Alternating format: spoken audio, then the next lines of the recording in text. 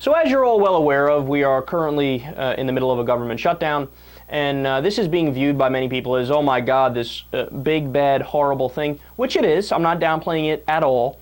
But if you think this is a big deal, it's peanuts compared to the crisis that's coming. That crisis, of course, is the debt ceiling. Now, let me give you guys some background information on the debt ceiling. There is this common myth amongst people who just simply, and I'm not blaming them for this, but they just don't follow business or economics or politics because it's not their job, or they're busy with their own lives or their own job, right? So I get it. But people get the impression that when you talk about the debt ceiling, what that means is we're going to decide whether or not we're going to allow America to continue to borrow money, the government to continue to borrow money. But that's actually not what the debate is about. So that discussion goes on during the budget process. When you debate the budget, you debate how big it's going to be, where you're going to allocate the money.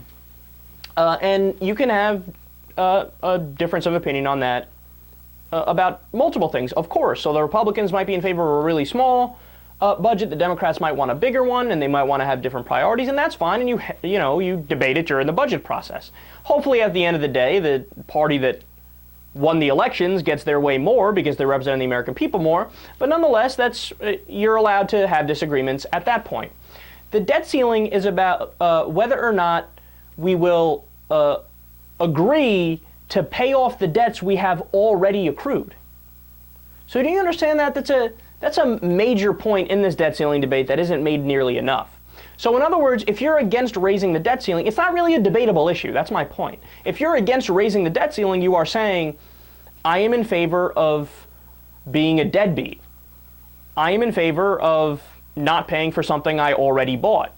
And it's so ironic that the Republican Party, which loves to say that they're fiscally disciplined and they're fiscal conservatives, they are the ones who are saying, well, not so sure we want to raise the debt ceiling. Now, the reality is, of course, they don't have a choice, and Wall Street will kill them, and that's, of course, their owners if they don't do it. So they're using it as a political issue. They're trying to say to the Democrats, you want something from us, we want something from you, so we're going to, well, let's make a deal. Let's negotiate it, right? But there's one major flaw in that argument, as Paul Krugman had actually brought up. He says, look, in a negotiation, one side wants something specific, the other side wants something specific also, and then you compromise. But in this case, both sides want the United States to not default on its debt.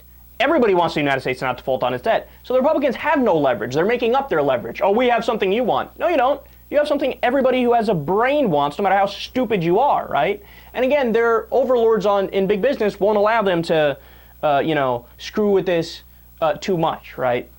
But nonetheless, they are a party that has pretty much lost their mind. So they are threatening this, and they are trying to extort something for it, whether it be, hey, we want the Keystone XL pipeline, or we want you to defund Obamacare, or we want, a budget that is the size of the Ryan budget. Now, let me stop there. The Ryan budget is comical, right? And the Democrats are so wimpish that they actually, Harry Reid sent a budget to John Boehner that said, okay, you win, here, take a budget that's the size of the Ryan budget. But please, let's get this done. Let's get this worked out. And John Boehner looked at that and said, nope, I want more. So the Democrats already give in, and the Republicans say, nope, we're not going to raise the debt ceiling unless you give us this list of absurd, ridiculous demands. Now, here is the point that I haven't heard anybody make yet. It's been in some articles in the print press, but nobody in the mainstream media has made it. This is the debate ender. This entire crisis that everybody is rightly afraid of, and by the way, if you don't raise the debt ceiling, you know what happens? Worldwide financial collapse. Unemployment in the United States, according to the top economists, they say it would shoot up to 18% if we didn't raise the debt ceiling. Again, not a debatable issue. You want to go to a recession or depression? Apparently the Republicans are threatening like they do. But we can avoid all of this. Now, how do we avoid it? The Constitution of the United States of America, 14th Amendment, Section 4, quote, the validity of the public debt of the United States authorized by law, including debts incurred for payment of pensions, bounties for services in suppressing insurrection or rebellion, shall not be questioned. The validity of the public debt of the United States shall not be questioned. That's the 14th Amendment, Section 4. Don't take my word for it. You can look it up right now. In other words, it is totally and utterly and 100% within the authority of the President of the United States to just raise the debt ceiling without going through Congress. You could eliminate the debt ceiling without going through Congress. So why are we even debating this, man? If I was President Obama, I would do it like that. In fact, I think if the Republicans had known about this when they had the presidency, they would have done it just like that. But I don't think the Republicans know it's in the Constitution. They're just like, oh no, just send it through Congress, I guess. Oh. It is so clear. It's so specific, too. Like, yes, you can raise the debt ceiling. It basically says, go ahead, no problem, go ahead. Yet we're debating this.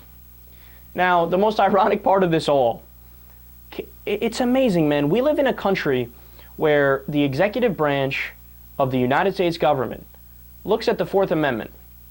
The American people have a protection from unreasonable search and seizure. And they go, spying on literally everything they do? Nope, that's not unconstitutional. Do it anyway. So they blatantly disregard the Fourth Amendment. They look at, oh, you have a right to habeas corpus. You have a right to due process of law. And they look at Guantanamo Bay and say, yep, nope, Guantanamo Bay is constitutional. It's blatantly unconstitutional. They look at the death penalty.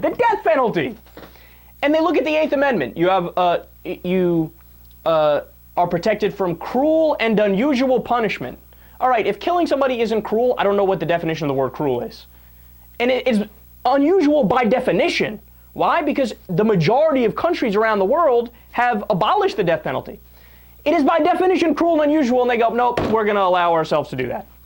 So we live in a country where there are all these clear violations of the Constitution, and they go, nope, those aren't violations. But then on this issue where it says the validity of the public debt shall not be questioned, they go, we can't do it. The Constitution doesn't allow us. Well, for Christ's sake, man, we live in the fucking Twilight Zone. We really do. It's like we live in the Twilight Zone.